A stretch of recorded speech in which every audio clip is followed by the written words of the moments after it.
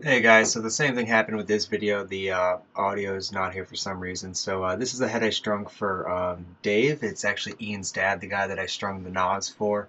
After seeing the stick, I think I strung for his son. He wanted one for himself. So he wanted more of a custom, more of a traditional, but with some flair to it, but that also performs really well. So I wanted to string him kind of my straight up heat pocket, but give a little bit more, I guess, a little more flair to it, but keep it in the realm of anyone can really pick it up and throw with it and get good performance out of it. So he wanted me to base the colors off of a Katana SC.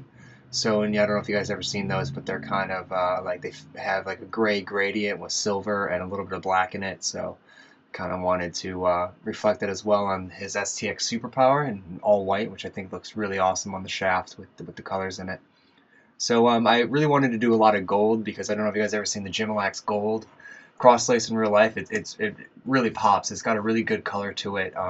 Normally when athletic companies do gold, it's usually pretty hideous, but this gold's pretty nice. It reminds me of like Notre Dame gold, and it looks really cool. So, and then the middle track, I tried something new. This idea that I had, I wanted to kind of do a gradient to match the katana. So if you can actually see at the top, it starts in gray, and then I think the third interlock down actually switches out to white. And I did double overlocks or double overknots in it, and started it kind of how you start a rocket pocket top, but halfway down the head.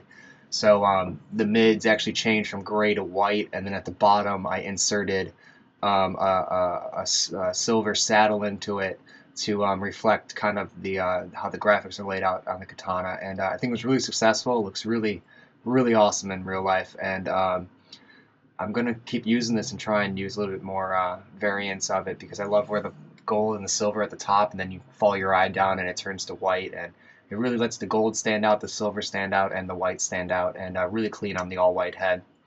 And then I wanted to do my usual setup for the shooter. So there's a thick black straight, and then another straight under it, and then two ones that kind of curve at the bottom. And I wanted to use black um, shooting strings for this to kind of represent the idea of like the handle of a samurai sword or a katana. So it has that kind of woven black texture to bring the theme all the way around, which I think was pretty successful. And yeah, so here you can see a little bit up close of how I do finish off my heats. A lot of people finish them a little bit early, in my opinion.